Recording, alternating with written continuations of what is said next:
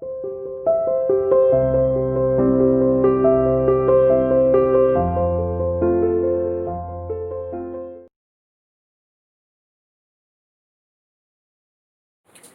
students, how are you? Welcome to the online classes by CR International School Tihara. Myself Sumit टक्कर. आज application करने वाले बेटा हम गॉस थ्योरम की सेकंड एप्लीकेशन. सेकंड एप्लीकेशन में क्या है? Electric field intensity due to a spherical shell. Means हमारे पास एक स्फेरिकल शेल हो गई. स्फेरिकल शेल की वजह से स्फेरिकल शेल को हम चार्ज देंगे. चार्ज की वजह से उसके इनसाइड, उसके सरफेस पर और उसके आउटसाइड हम फाइंड आउट करेंगे इलेक्ट्रिक फील्ड इंटेंसिटी. किसकी हेल्प से? गॉस थ्योरम की हेल्प से. ठीक है. स्फेरिकल शेल को बेटा आप कंसीडर कर सकते हो जैसे कि आपके पास एक बॉल है जो अंदर से खाली है, प्लास्टिक की बॉल, और वो बनी हुई है किसी मेटल से. ठीक है. इसके ऊपर, जिसके स्पीयर पर हमने कंप्लीटली क्या डिस्ट्रीब्यूट किया हुआ है? चार्ज. ठीक है. तो सबसे पहले हम डायग्राम बनाएंगे. डायग्राम में हम लोग लेंगे बेटा एक स्फेरिकल शेल. मान लेता हूं मैंने एक स्फेरिकल शेल ये ले ली. ठीक है. जिस स्फेरिकल शेल की जो रेडियस है वो रेडियस ले ली हमने कैपिटल आर. कैपिटल आर हमारी इस स्फेरिकल शेल की रेडियस है और इस स्फेरिकल शेल पर कंप्लीटली चार्ज डिस्ट्रीब्यूटेड है इसके सरफेस पर. कैसा चार्ज ले लिया बेटा? पॉजिटिव. आप चाहो तो नेगेटिव भी ले सकते हैं, कुछ फर्क नहीं पड़ता उससे. बस नेगेटिव और पॉजिटिव में इतना ही फर्क लगेगा. इलेक्ट्रिक फील्ड लाइंस उसमें आउटवर्ड आएंगी और इसमें आउटवर्ड आएंगे और उसमें क्या आएंगे? इनवर्ड. ठीक है. तो हम लोगों ने इस पर चार्ज डिस्ट्रीब्यूट कर दिया. ठीक है. और हम मान लेते हैं कि जो सिग्मा है, सिग्मा इसकी है चार्ज डेंसिटी. सिग्मा क्या चीज है बेटा? सिग्मा है हमारे पास चार्ज डेंसिटी, जो कि चार्ज इसके सरफेस पर डिस्ट्रीब्यूटेड है. इसलिए हम इसको बोले कैसी चार्ज डेंसिटी बोलेंगे मैडम? हम इसको बोलेंगे सरफेस चार्ज डेंसिटी. क्लियर है? और सरफेस चार्ज डेंसिटी की जो वैल्यू होती है उसकी वैल्यू कितनी होती है हमारे पास? जो सरफेस चार्ज डेंसिटी की वैल्यू होती है वो होती है हमारे पास sigma is equals to charge Q upon area. जो एरिया है वो इस स्फीयर का है और स्फीयर का एरिया कितना होता है बेटा? 4 पाई आर स्क्वायर. तो हमारे पास सरफेस चार्ज डेंसिटी की वैल्यू हो जाएगी Q charge upon 4 pi R square. ठीक है. ये चीज आपको गिवन होगी. इसकी हेल्प से आपको इस सरफेस की इस स्फेरिकल शेल के इनसाइड, अंदर, इसके बाहर आउटसाइड और इसके सरफेस पर 3 पॉइंट पर बेटा. एक तो आपको कहां निकालना है? इनसाइड. ठीक है. एक इसके सरफेस पर और एक इसके आउटसाइड. इन तीनों पॉइंट पर नाम देता हूं मैं तीनों पॉइंट को. एक आपके पास P1 है. P1 कहां पर है पॉइंट? P1 है उसके इनसाइड. एक आपके पास पॉइंट P2 है और एक पॉइंट आपके पास कहां है? P3. आपको इन तीनों पॉइंट पर इलेक्ट्रिक फील्ड इंटेंसिटी कैलकुलेट करनी है. किसकी हेल्प से? गॉस थ्योरम की हेल्प से. ठीक है. तो सबसे पहले हम लोग इसकी इलेक्ट्रिक फील्ड इंटेंसिटी निकालते हैं इसके इनसाइड. किस पॉइंट पे निकालते हैं बेटा? P1 पर. ठीक है. तो सबसे पहला हमारा जो डेरिवेशन होगा वो होगा हमारा क्या? इनसाइड. इनसाइड क्या निकालने वाले हम? Electric field intensity. कौन से पॉइंट पर निकालेंगे बेटा? वो निकालेंगे हम P1 पॉइंट पर. ठीक है. जैसा कि आप लोगों को पता है किसी भी पॉइंट पे इलेक्ट्रिक फील्ड इंटेंसिटी निकालनी है गॉस थ्योरम की हेल्प से, तो सबसे पहले हम कंसीडर करेंगे एक गॉसियन सरफेस. और स्फेरिकल शेल में, स्फेरिकल शेल बोल दो, ठीक है, या फिर आप बोल सकते हो इसके अंदर क्या कहते हैं? Hollow sphere. दोनों एक ही बात है. तो जिस पॉइंट पर हमें निकालनी है उस पॉइंट को इंक्लूड करते हुए हमें एक कंसीडर करना है गॉसियन सरफेस. और आपको बता चुका हूं जो गॉसियन सरफेस है किसका? स्फेरिकल शेल का. वो किस शेप का होगा? स्फेरिकल शेप का ही होगा. तो इस पॉइंट से इस P के बीच की डिस्टेंस, इसको हम बोल देते हैं स्मॉल r1. तो हमने कंसीडर कर लिया है गॉसियन सरफेस. ठीक है. जिसकी रेडियस कितनी है? r. तो यहाँ पर जो इस पॉइंट P पर हमें इलेक्ट्रिक फील्ड इंटेंसिटी निकालनी है, इसके लिए फर्स्ट पॉइंट मेरा था हमें एक गॉसियन सरफेस कंसीडर करना था जिसकी रेडियस कितनी थी बेटा? Small r. अब इस गॉसियन सरफेस पर, इस गॉसियन सरफेस को मैं S1 बोल देता हूँ. S1 क्या है? S1 है इनसाइड गॉसियन सरफेस. S1 क्या चीज है बेटा? S1 है हमारे पास, S1 is the Gaussian surface. क्या चीज है S1? Gaussian surface. ठीक है, ओके। सबसे पहले क्या काम करेंगे, इसी गॉसियन सरफेस पर हम क्या अप्लाई करेंगे? इलेक्ट्रिक फ्लक्स की थ्योरम, जिसको बोलते हैं कौन सी थ्योरम?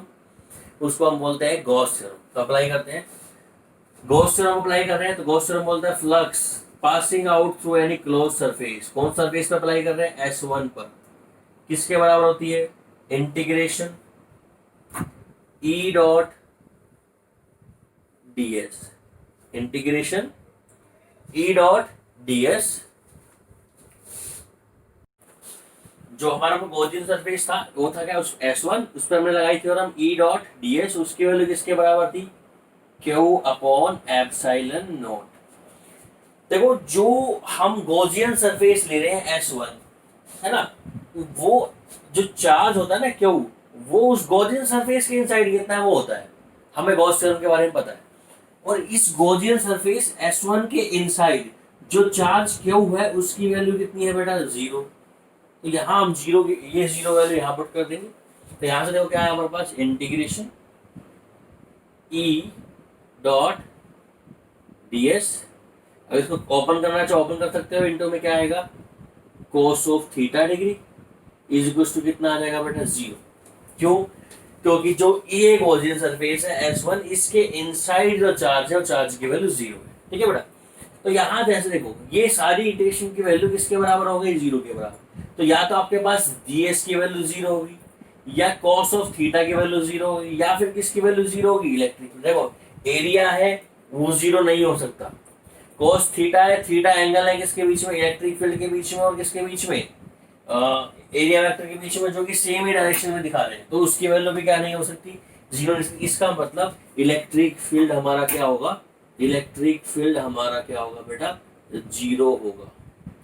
क्या होगा? इलेक्ट्रिक फील्ड हमारा 0। इसका यहाँ से सेम एक पॉइंट निकल कर आता है कि जो हमारा गॉसियन सरफेस है, हमने लिया जो स्फेरिकल हमारा शेल है उसके इनसाइड इलेक्ट्रिक फ्लक्स की वैल्यू, सॉरी इलेक्ट्रिक फील्ड की वैल्यू कितनी आती है? 0। तो हम एक बात बोल सकते हैं सिंपली बेटा कि किसी भी स्फेरिकल शेल के इनसाइड इलेक्ट्रिक फील्ड की वैल्यू जो होती है क्या होती है? 0। तो हम यहाँ से हमने प्रेडिक्ट आउट किया कि इनसाइड कोई स्फेरिकल शेल है, उसको हमने चार्ज दिया, उसके इनसाइड कहीं पर भी इलेक्ट्रिक फील्ड की वैल्यू क्या होती है? 0 होती है। ई इनसाइड। ठीक है। तो आपके पास एक मेटल की बॉल है जो अंदर से खाली है, उसके ऊपर आपने चार्ज दिया तो उसके अंदर इलेक्ट्रिक फील्ड की वैल्यू क्या होगी? 0। किसकी हेल्प से पता लगा आपको? गॉस थ्योरम की हेल्प से। ठीक है। अब हम क्या करेंगे बेटा? अब हम कैलकुलेट करेंगे वही इलेक्ट्रिक फील्ड इंटेंसिटी उसके आउटसाइड, किसी बाहर पॉइंट पर। अभी हमने कहाँ कैलकुलेट करी थी? अभी हमने कैलकुलेट करी थी इनसाइड। अब कहाँ कैलकुलेट करेंगे बेटा? अब हम कैलकुलेट करेंगे आउटसाइड। देखो, इनसाइड कैलकुलेट की थी और इनसाइड को हम नोट कर सकते हैं। हमें पता है इनसाइड पर कितनी थी? 0 वैल्यू थी इलेक्ट्रिक फील्ड डेंसिटी की। अब कहाँ निकालेंगे बेटा? अब निकालेंगे आउटसाइड, किसी भी बाहर वाले पॉइंट पर। बाहर कोई पॉइंट है उस पर निकालेंगे क्या? Electric field intensity. ठीक है। तो बाहर जो पॉइंट है वो मान लो P3 है, मतलब मैं इलेक्ट्रिक फील्ड इंटेंसिटी किस पॉइंट पे निकालने जा रहा हूँ? मैं निकालने जा रहा हूँ P3 पॉइंट पर। तो इसके लिए मुझे क्या कंसीडर करना पड़ेगा? एक गॉसियन सरफेस किस शेप का होगा? हमें पता है स्फेरिकल शेप का होगा। तो गॉसियन सरफेस किस पॉइंट को इंक्लूड करेगा बेटा? वो जो आपने पॉइंट P3 है उसको इंक्लूड करेगा। तो P3 को इंक्लूड करते हुए, किसको इंक्लूड करते हुए? P3 को इंक्लूड करते हुए हम एक स्फेरिकल गॉसियन सरफेस बनाएंगे। किसके चारों तरफ? इस स्फेरिकल शेल के चारों तरफ। इस P3 से इसकी सेंटर की जो डिस्टेंस है उसको हम बोल देते हैं R3। R3 क्या है? जो ये मैंने गॉसियन सरफेस, इसको मैं नाम देता हूँ गॉसियन सरफेस को बेटा S3 नाम दे देता हूँ। S3 क्या है? जो हमने दूसरा गॉसियन सरफेस बनाया है। ठीक है। तो आउटसाइड मुझे निकालनी है इलेक्ट्रिक फील्ड इंटेंसिटी किस पॉइंट पर? P3 पर। तो मैंने यहाँ पर भी एक ऐसा स्फेरिकल स्पेस बना लिया, यहाँ पर भी मैंने एक स्फेरिकल क्या ले लिया? गॉसियन सरफेस जिसकी रेडियस कितनी है R3, ठीक है। और गॉसियन सरफेस लेने के बाद क्या अप्लाई करना है इस पर अप्लाई करना है गॉस थ्योरम। और गॉस थ्योरम क्या बोलती है? Flux passing out through what? Through this S3 हमारा गॉसियन सरफेस है, किसके बराबर होगा? Integration E dot ds is equals to Q upon what? Epsilon naught. और ये इंटीग्रेशन किस पे अप्लाई कर रहे हैं हम? S3 पर। यहाँ इलेक्ट्रिक फील्ड और एरिया वेक्टर के बीच में एंगल चेक करना है। ध्यान से देखो बेटा, यहाँ पर ये हमारे पास पॉइंट है, यहाँ पर मैं एरिया वेक्टर लेता हूँ, यहाँ पर इसी सरफेस पर लूंगा, वो आएगा परपेंडिकुलर एरिया वेक्टर, जिसको क्या बोल देंगे हम? S vector. और इलेक्ट्रिक फील्ड भी आएगी उसी डायरेक्शन में, E वेक्टर। एंगल कितना हो गया? थीटा। किस किस के बीच में? एरिया वेक्टर के बीच में और E के बीच में कितना हो गया? 0 डिग्री। तो यहां से इसको ओपन कर सकते हैं हम। करो ओपन इसको, देखो क्या आएगा? इंटीग्रेशन E का मैग्नीट्यूड ds का magnitude into what? Cos of 0 degree बराबर Q अपॉन एप्सिलॉन नोट। देखो ये जो चार्ज है Q, ये इस स्फेरिकल सरफेस के इनसाइड चार्ज है। और ये जो हमारा जो सरफेस S3 जो गॉसियन सरफेस है, उस गॉसियन सरफेस के इनसाइड ये स्फेरिकल शेल है। इस स्फेरिकल शेल पे टोटल चार्ज कितना है हमारे पास? Q। क्लियर है? तो cos 0 की वैल्यू कितनी हो जाती है? 1। इंटीग्रेशन किसका आ गया यहाँ पर? E का मैग्नीट्यूड ds का मैग्नीट्यूड बराबर कितना आ गया बेटा? Q upon epsilon note. E जो हमारा इलेक्ट्रिक फील्ड इंटेंसिटी है, देखो ये हमारे पास गॉसियन सरफेस और ये हमारे पास स्फेरिकल शेल है, इससे सेम डिस्टेंस हर पॉइंट पर इलेक्ट्रिक फील्ड की वैल्यू क्या होगी? सेम होगी। ये जो मेरा गॉसियन सरफेस है S3, इसके हर पॉइंट पर इलेक्ट्रिक फील्ड इंटेंसिटी की वैल्यू क्या होगी बेटा? सेम होगी। तो ये इंटीग्रेशन से क्या आ जाएगा बाहर, और अंदर क्या बच जाएगा? Integration of what? ds। इसकी वैल्यू किसके बराबर आएगी? Q upon epsilon note. Clear है? E dot ds। अब ds क्या है? स्मॉल एरिया, और उसका क्या कर रहे हैं हम? इंटीग्रेशन। अब स्मॉल एरिया का इंटीग्रेशन करेंगे तो इस S3 गॉसियन सरफेस का पूरा सरफेस एरिया आ जाएगा। तो ये आ जाएगा हमारे पास क्या बेटा? इलेक्ट्रिक फील्ड की वैल्यू तो E है, और इंटीग्रेशन ऑफ ds क्या है? स्मॉल पार्ट का एरिया। इंटीग्रेट कर दिया तो पूरे स्फीयर का एरिया, और पूरे स्फीयर की रेडियस कितनी है? R3। तो ये आ जाएगा E इंटू 4 पाई R3। स्मॉल r है बेटा, तो स्मॉल R3 इसका स्क्वायर बराबर Q अपॉन कितना आ गया? Epsilon note.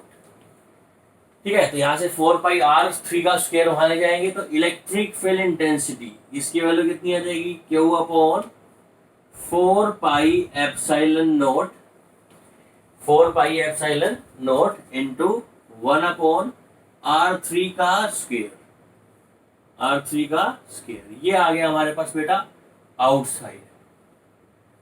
तो यहां मैंने दो डेरिवेशन करे। एक डेरिवेशन में मैंने इलेक्ट्रिक फील्ड इंटेंसिटी निकाल the inside electric field intensity की वैल्यू कितनी है? 0। एक डेरिवेशन में मैंने इलेक्ट्रिक फील्ड इंटेंसिटी निकाल दी कहाँ? आउटसाइड इलेक्ट्रिक फील्ड इंटेंसिटी की वैल्यू कितनी आ गई? ये आ गई वैल्यू कितनी? E बराबर Q upon 4 pi epsilon not R square. इसको दोबारा लिख देता हूं। देखो यहाँ पर देखो, अगर आपको इलेक्ट्रिक फील्ड इंटेंसिटी इनसाइड निकालनी है, इनसाइड स्फेरिकल शेल के इलेक्ट्रिक फील्ड इंटेंसिटी इनसाइड कितनी होती है? 0। फर्स्ट पॉइंट याद रखना। सेकंड पॉइंट, अगर आपको आउटसाइड निकालनी है, आउटसाइड का फॉर्मूला क्या हुआ? आउटसाइड का फॉर्मूला E बराबर 1 upon 4 pi epsilon naught Q by R square, या फिर R3 जो हमारी डिस्टेंस है उसका स्क्वायर। ये हमारे पास आउटसाइड आ गया इलेक्ट्रिक फील्ड इंटेंसिटी। क्लियर है? और अब हमको मान लो सरफेस पर निकालनी है। पॉइंट नंबर 3 क्या है हमारे पास? सरफेस पर इलेक्ट्रिक फील्ड इंटेंसिटी कितनी होगी? सरफेस पर इलेक्ट्रिक फील्ड इंटेंसिटी निकालनी है तो सिंपल मेथड है बेटा। करना क्या है आपको? ये जो आपकी R3 है, जैसे ये पॉइंट P3 किस पर आएगा? P2 पर आएगा। जैसे ये पॉइंट P3 P2 पर आता है, आपकी जो R3 की वैल्यू है वो बन जाती है रेडियस। किसकी रेडियस? इस स्फेरिकल शेल की सरफेस पर हमारा R3 किसके बराबर हो जाता है? Radius of the spherical shell. तो यहां सिर्फ हमें किसकी वैल्यू चेंज करनी है? R की वैल्यू चेंज करनी है। तो E की वैल्यू कितनी आ जाएगी हमारे पास? E की वैल्यू आ जाएगी 1/4πε0 Q अपॉन कितना जाएगा R3 की वैल्यू बेटा? R square.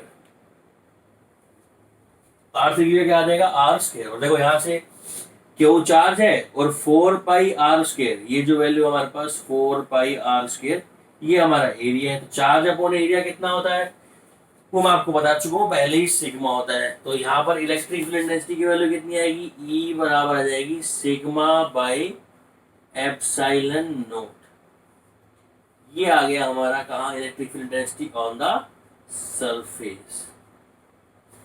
देखो ध्यान से देखना, इनसाइड हमारे पास कोई स्फेरिकल शेल है, उसके इनसाइड इलेक्ट्रिक फील्ड इंटेंसिटी 0 होती है। अगर हम सरफेस पर जाते हैं, सरफेस पर इलेक्ट्रिक फील्ड इंटेंसिटी कितनी होती है? उसकी वैल्यू होती है सिग्मा बाई एप्सिलॉन नोट। और जैसे ही सरफेस से बाहर जाते हैं आउटसाइड, इलेक्ट्रिक फील्ड इंटेंसिटी की वैल्यू होती है कितनी? 1/4πε0 Q/r स्क्वेयर। क्लियर है? तो ध्यान से देखो, ये हमारे पास कोई स्फेरिकल शेल है, इलेक्ट्रिक फील्ड इंटेंसिटी इनसाइड कितनी होगी? 0। इसके सरफेस पर कितनी होगी?